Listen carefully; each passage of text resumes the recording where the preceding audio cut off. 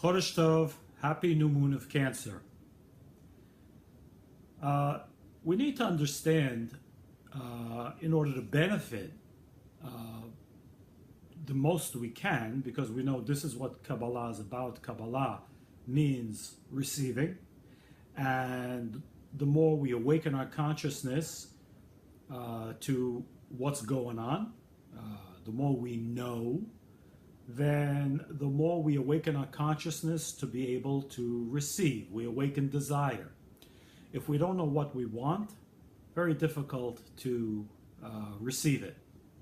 So this month is all about balance. And if you saw the short clip on Facebook, we spoke a little bit about that, but we'll repeat. The month was called Cancer, and it was named originally by Abraham the Patriarch in the first known book of Kabbalah, which was also, incidentally, the first known book that speaks of astrology and the cosmic, even though it is said that Chinese astrology is up to 10,000 years old, but nothing written down. So the Book of Formation, whose authorship is attributed to Abraham the Patriarch, the biblical Abraham, is approximately 4,000 years old in writing. And so in that book, he explains that this month is called Sartan. Sartan, S-A-R-T-A-N, which is an Aramaic word, which literally means to remove confusion. To remove confusion, which means Abraham the Patriarch, who was a great Kabbalist, knew that we would need a tool, and that was given by the Creator. We would need a tool or a set of tools to be able to extricate ourselves from confusion, which emanates from this month. Because we know all of the 12 months of the zodiac, each one has something to offer. There's a toolbox in each month. Each one has a specific energy, and if it's a negative, quote, negative force, then the toolbox is to assist us into transforming it. Because as it's written, Zelu Matzer Salukim, the Creator never made anything one way. So if there's a minus, there's at least an equal and opposite plus for every minus, and vice versa. There's a minus for every plus. So there we have both sides in everything. Everything in this creation always has a mirror image. There's a door going in, there's a door going out. There's an entrance, there's an exit. So everything operates that way. So when this month is called Sartan, Cancer, but removal of confusion, it already means that the innate force of the month is confusion. So what we need to understand, first off, is what is the source? What is the source of that confusion? Now we know all confusion began in the creative process with what is called the sin of Adam. The sin of Adam. Now, what is the meaning of this sin of Adam? Again, it's a spiritual concept, not something that we need to take literally. Of course, we understand it's not about two people, Adam and Eve, who ate an apple from a tree called the tree of knowledge of good and evil, but and that's very clear according to the source text of the Kabbalah, the Zohar. However, there is a concept of the tree of knowledge of good and evil, and what the Zohar says is the sin of Adam actually was that Adam chose knowledge over life. So what does that mean? Because these two spiritual concepts, one called the tree of knowledge of good and evil, and the other called the tree of life. So what does that mean exactly? Now, Adam was told, this tree, you shouldn't eat from it. right? Because on the day you eat from it, you will die. Of course, we know he didn't die right away. It took time for that to happen. But we also know the lifespan of Adam was supposed to be 1,000 years.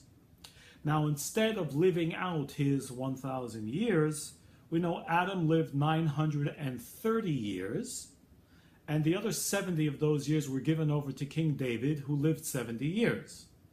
Now, the eating of the tree of knowledge of good and evil meant one idea that we can talk about right now. It meant connecting with what are called mushulaot,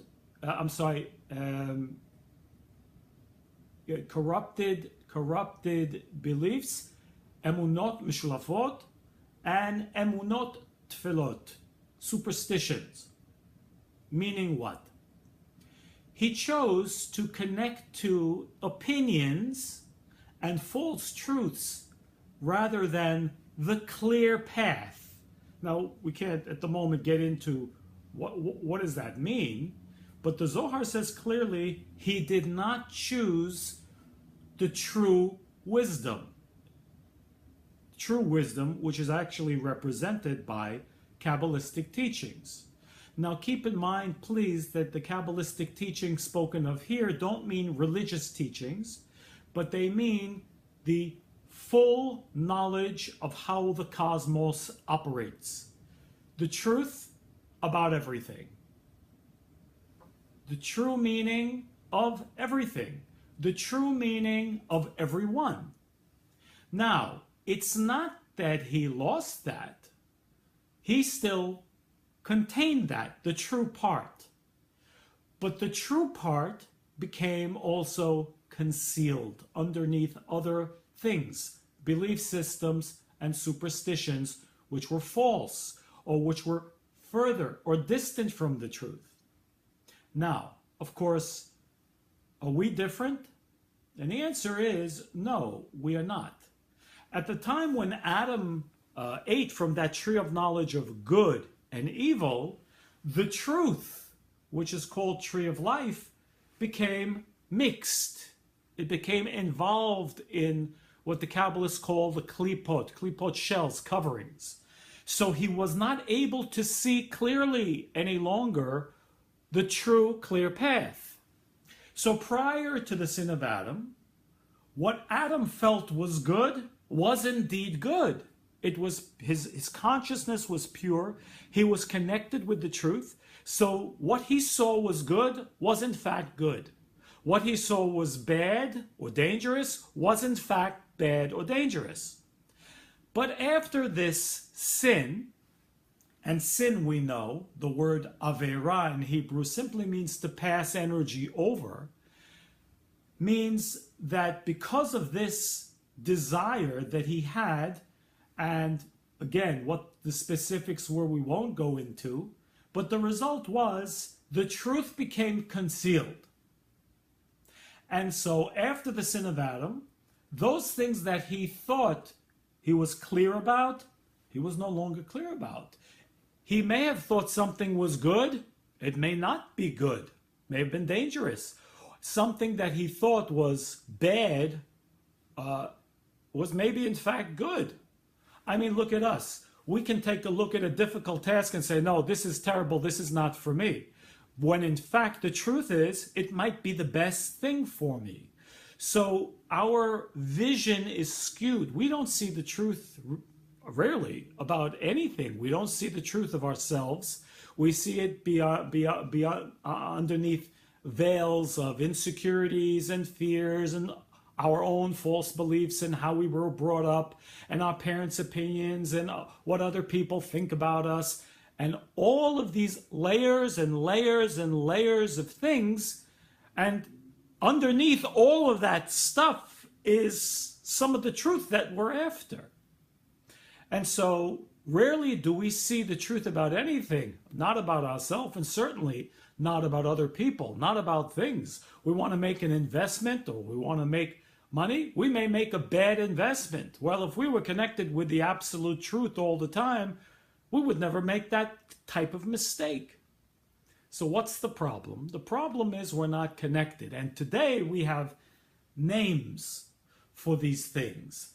That true part of us, in fact, the true part of us is the most important part of us, because that part of us runs all of the goings on of our body. I mean, most of us don't stop to think how many things are happening at any given point within us.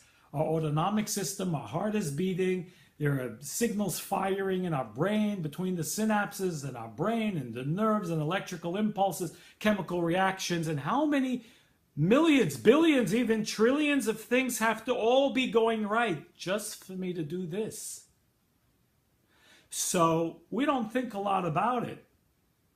Thank God we don't have to think a lot about it. It all just sort of happens. But with all of that, isn't it a wonder? Don't we ever wonder why some simple things are just so difficult for us? Walking and chewing gum can be a very difficult task. Just making a decision about something important can be a very difficult challenge for us. Why? Because that is for the simple reason that we are not connected with the truth of ourselves. Now, for this moment, we can call the truth of ourselves the unconscious or subconscious part of our mind, because that is connected with what is called the tree of life. And the tree of life, the bridge for the tree of life, is what we call the tree of knowledge of good. Not the evil, tree of knowledge of good.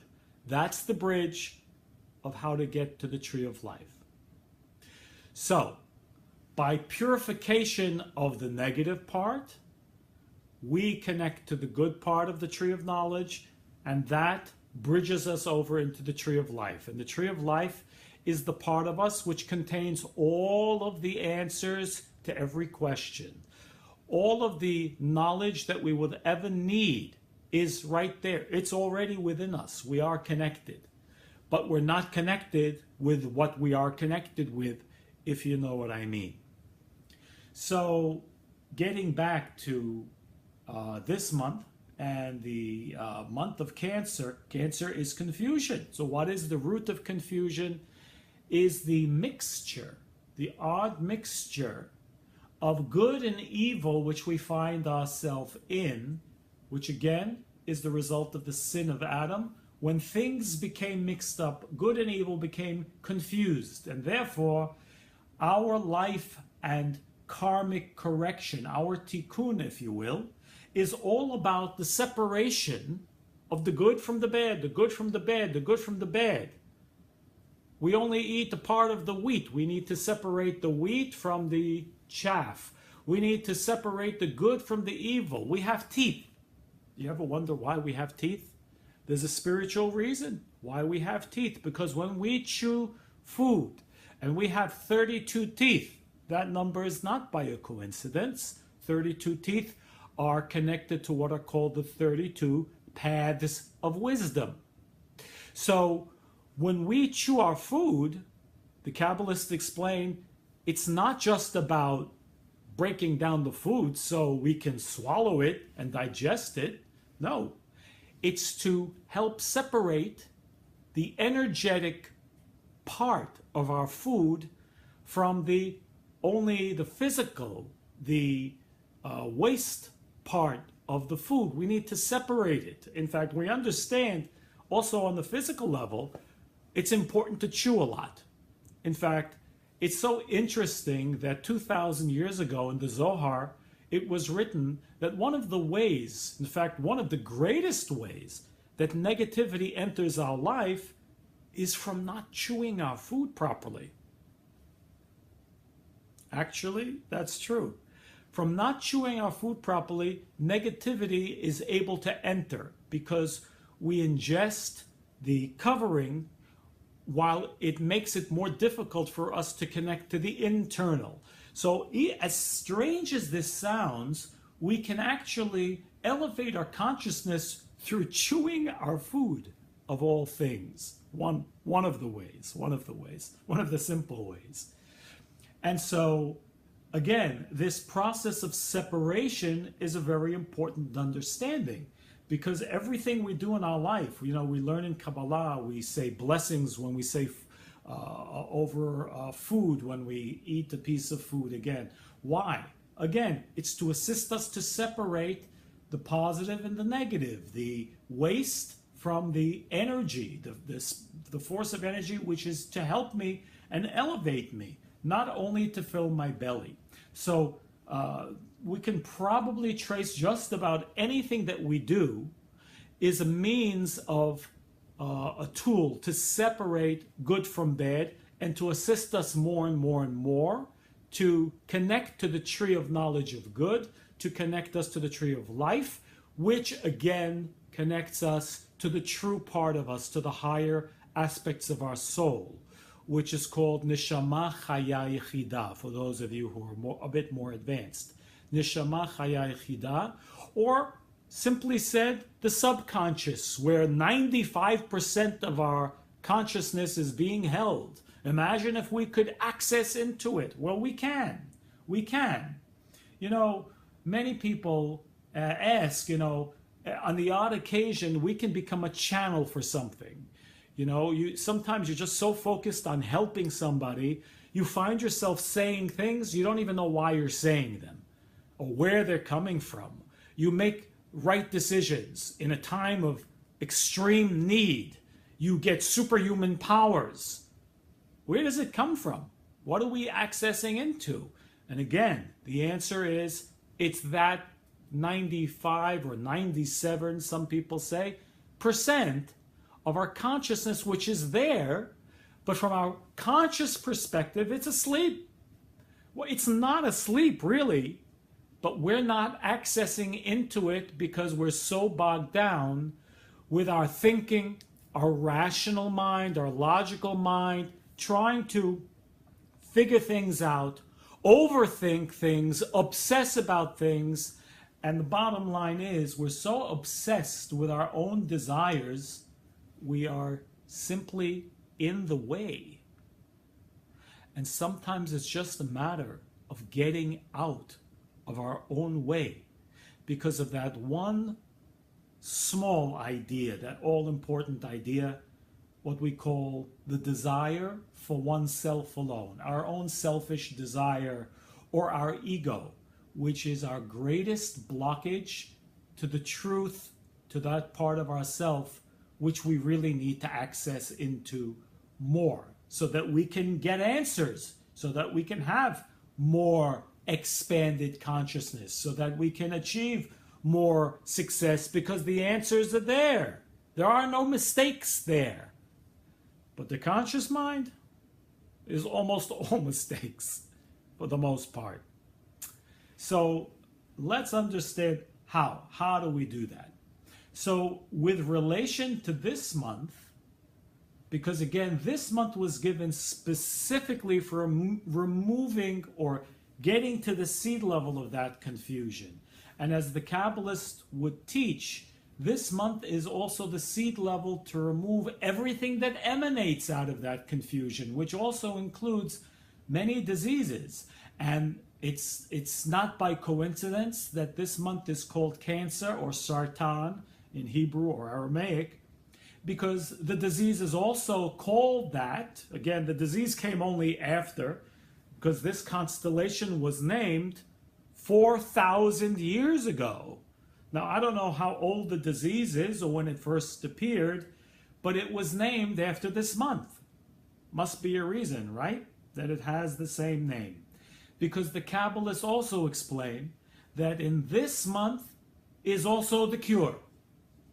It is unfortunately a danger point because it's also the seed of the confusion, of where confusion begins. That's also true. But on the other hand, it's the seed also of the cure, not only for the disease, but as well every other form of confusion wherever it appears in our life, within our health, our business, our relationships, wherever it appears. Confusion is the seed of any form of chaos. So when Abraham the patriarch was explaining that this constellation has that, it's a tool for us. The Creator gave us a huge gift, and He also gave us tools. Now we know the Zohar, the main source text of Kabbalah, the Book of Splendor, explains that every month has within it a combination of the Tetragrammaton. Now, if you don't know what the Tetragrammaton is, it is the four-letter name which represents the viaduct or the channel for creative energy or the seed of the Creator's energy to flow into this world. Again, we are not using it now in a religious sense or in a Judaic sense, but rather in a global sense as a universal viaduct for energy to flow. Now, the way that name is pronounced is Adonai, that name. Now, it consists of four letters, we know. Four letters, which are the Yud, the Hey, the Vav, and the Hey. Now, that's the way it usually appears. Now, since these four letters, if we were to rearrange them, they have 12 possible combinations. Now, the Zohar says that there's one of those 12 combinations that belong to every month, almost like a filtering system.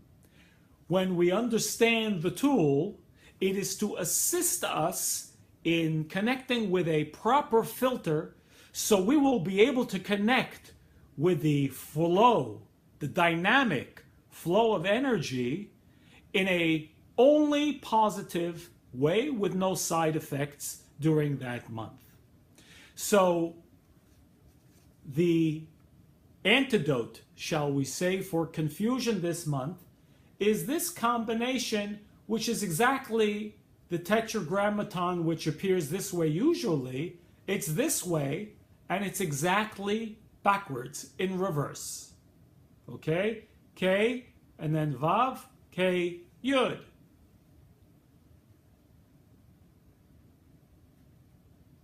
Now, why backwards? Why is that backwards? Now, we know every verse, the Zohar says, is every name combination which relates to a month correlates to a certain biblical verse because, again, it's a coded message for us. So this month, the K, Vav, K, Yud is taken from a verse in Esther, the scroll of Esther, one of the five scrolls. And this verse, interestingly enough, there is a verse there that says, Kol ze enenu shove li. Now, the end of those words, if you knew Hebrew, ze enenu shove li. The end letter of each one of those words are these four letters. Ze enenu shove li. K, Vav, K, Yud. What is this verse? Where, and we said it comes from the book of Esther. Who said it? What does it mean? Now, we know in the story of Esther, it's a very interesting story. Highly recommended that you read it. If not now, at least around the time of the holiday of Purim. The bad guy in the story was named Haman. Now, we know Haman is not just another bad guy. You know, there's a good guy, Mordechai, and there's a bad guy. And then there's a queen, Esther, and there's a king, Achashverosh. I mean, these are all symbols and codes. You know, whether or not it also happened in the history is not really of our concern. According to the Ari, Rabbi Isaac Luria, the entire book of Esther is all a coded message to access into freedom and removal of death, in fact. So, what is this verse? This is a verse that the evil Haman said. We know that Mordechai was, in the story, a very righteous man, and he refused to bow. Haman was one of the king's ministers. He was one of the chief ministers of the king, and it was the law that if Haman passed by, everyone needed to bow to him as a sign of respect. But Mordechai refused to bow. Now this, of course, infuriated the Haman. And, so out of this, and he didn't like Mordechai because of whatever it is that he represented. He wanted to kill him and all of his people, and that's the whole storyline. Even after he devised his plan to annihilate all of the Jews at that time in Persia 25 centuries ago, and even though the king agreed, and even though he was invited by the queen for a great festive event in his and the king's honor, when he met Haman outside of the king's area, outside of the king's gate, and Haman refused still to bow down to him, even when he was so happy about everything was going his way, he said this verse. He said, V'chol zeh enenu shover li. None of this matters to me. V'chol zeh enenu shover li. None of this makes any difference. As long as that guy Haman is still around, none of this matters. Doesn't matter what I have. It doesn't matter that I'm getting bestowed all kinds of honor by the king and the queen. Doesn't matter that I'm the chief minister, right hand of the king. None of this matters. What matters? I get that guy Haman. So there's many, many lessons here. First of all, it's the seed of hatred. It's the ultimate seed of ego and respect. It's the seed of, again, the desire for the self alone. It's a lack of appreciation. It's so many things on a spiritual level that we can learn from this. But what does it mean? More we are connected to these things, and we all have some hatred within us. And again, it's not that we need to love everybody. We don't necessarily need to love everybody. But we also don't need to like everybody either. We should not hate anybody. Why is that? In fact, even the most extreme terrorist, we shouldn't hate them. Why? How do we get into balance? Because usually it's with people we're not in balance, or with things that happen in our life that throw us off balance. Challenging situation arises, throws us off balance. Challenging person in our life throws us off balance. Why? Why? It causes us to move to an extreme. But sometimes also good situations also throw us to an extreme. Because one extreme is called judgment, the attribute of judgment. There's another extreme that most of us don't think about very often, and that's the attribute of mercy. Being thrown off, sometimes loving too much, could be a child, could be a relationship, loving too much. Again, now I have to be careful when I say this. It's not the real love. It's loving for some, and there's some ego hidden or fears hidden in this love. Okay? Because when someone else defines if a child of mine defines who I am, it's not pure love. When a relationship defines who I am, it's not pure. Pure love is what we call v'ahavta le'echa kamocha. Loving one's neighbor as himself is a huge secret. It's a huge secret because real love should even be by a negative person, which I know it sounds absolutely crazy. But what is real love? Let's explain. Real love means being able to create with some piece of the Creator in that person, even the most negative person. Why? Because that part of the Creator does some part, even a small part, but has to exist. There has to be some light, even in the most negative person. Or not. They couldn't exist in this world. They couldn't live in this world. They couldn't be alive in this world. They have energy to live, to exist. There's still some piece of light, and there's some piece of truth.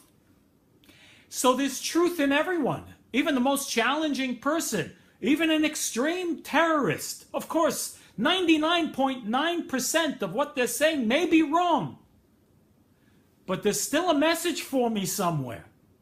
Certainly, the people in our life, hopefully they're not terrorists, but people in our life who we have difficult times with, we have to find what's the truth, what's the message for me over there, because that's the part of the light that I need to connect with. And that's one of the high levels and secrets of loving your neighbor as yourself, meaning what? If I'm having difficulty connecting with that piece of truth, I also have difficulty connecting with that piece of truth within myself. So I'm disconnected. So what's the path that I choose? Ego, hatred. And by the way, it's also called hatred for no reason. Why hatred for no reason? Because hatred for no reason means rather than working on myself and overcoming my obstacle, I say no. It's easier to hate you or block you, cancel you, cross you off my list, rather than overcome my own obstacle or overcome my own issue. What is it that I need to do to overcome this? That's how we get closer to loving our neighbor as thyself, which is the secret of the entire Torah, the secret of our existence, the only reason why we're here. Now, the more we do that, the more confusion we remove, the more we connect to the truth of the light, which is already within us, that part of us that contains all the answers. And why do I say sometimes, again, too much mercy also throws us off balance? Did you ever see a spoiled child? A child who is spoiled, or a parent who makes bad decisions based on what? Oh, only love. Only, of course, not hate. Why do I shower my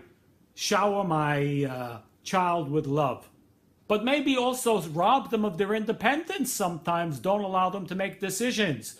Don't allow them to do the work. Don't allow them to have a difficult or challenging time. Why would any parent do that? After all, most of us who are a bit older, what made us what we are? Only going through difficult challenges. Of course, as good parents, we want to spare our children of these difficult challenges, but unfortunately in the process, we rob them. And unfortunately, because somewhere deep within us, there is an imbalance of mercy. Because there has to be a balance. Remember, the crab has no balance. There has to be a balance of judgment and mercy. Mercy and judgment. Too much mercy, no good. Too much mercy, you will cause other people to take advantage. If you find other people taking advantage of your good nature, it's because you caused it. Don't blame them. That's hatred for no reason. Don't blame them.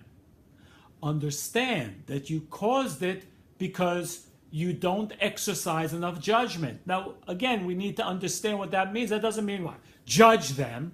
It means exercise your needs, your desires. Be willing to say what you want, what's important for you in this relationship. Don't just give. So that's the extreme of mercy. The other aspect, extreme of judgment, we're more familiar with. That's when we take too much. We think too much of ourselves. And that probably we need less explanation to, probably easier for us to understand. So this is the month by which we remove confusion and go into a more balanced place. That's our opportunity. A, by using the tools, by the Tetragrammaton, and using that, meditating on this sequence daily, K, Vav, K, Yud. Also, by being careful with our emotions, especially this month, because this is Cancer is a water sign. Water are all of our emotions. And we know emotions tend to be self-serving. And no, love is not an emotion. Real love, balanced love. Again, love thy neighbor means I truly appreciate the spark of the Creator within that person. And I have affinity. The more affinity I have with the spark of the Creator, with their energy, then I have true love. Not love, conditional love dependent on something. So again, the way to exercise love with all people, not just in our relationships, is to actually have a desire to be like that person. Well, but you might say, but they're a negative person. I don't want to be like them. Yes, we understand that.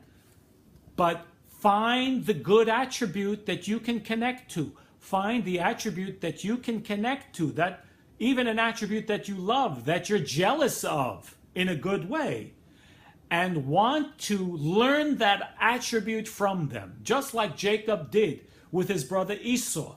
Esav was a negative person. His spiritual work was too difficult for him. He couldn't handle it. What did Jacob do? Because we know when we can't handle something, or we use the good part of us, even a bad person, again, has good attributes. He could be a genius, so I want that part. But he uses his genius maybe not in a good way. But we want maybe the genius attribute, okay? Or knowing how to manipulate. You could be a negative person manipulating, but you can use manipulating for a heavenly purpose, for a holy purpose as well.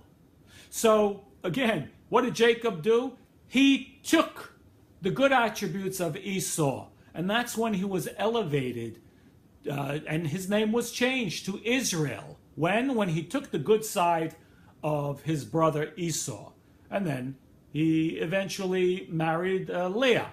Okay, another story. But again, these are the secrets which we want to connect to. Again, removing the confusion means finding the middle path, and the middle path is love.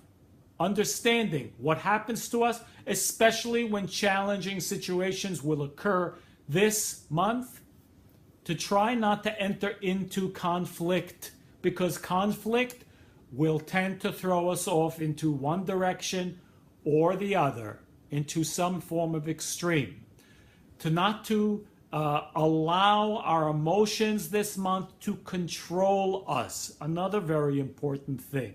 To try and not our emotions, any emotion, or anger, or disappointment, or certainly depression, okay? Many little things can throw us off this month.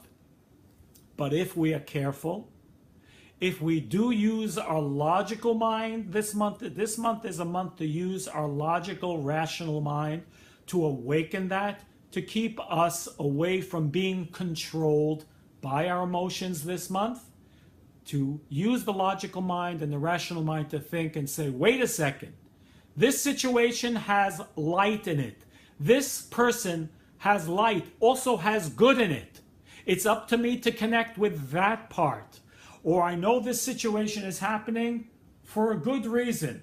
Nothing happens for a bad reason, except when I connect to the bad part of it. Because remember, it's tree of knowledge of good and evil. What do you connect with? That's the question always, especially this month. What do we want to connect with? The glass is half empty or the glass is half full? You choose. We need to choose. If we see it as half full, it will become all full. If we see it as half empty, God forbid, it could become half empty. So again, that's definitely not where we want to be. This month is a month of extremes. It's to tell us that the universe is operating not in the usual way that it operates. It's not straight. It's in a way reversed. So we need to reverse that part of us which is our nature. And what is our nature? Our nature is unfortunately always our desire for ourself alone. When we do that this month and we use the tools and we exercise our consciousness, we will connect with health, we will connect with wealth, and we will connect with all the forms of blessing that we could possibly imagine. Chodesh Tov, have a wonderful month.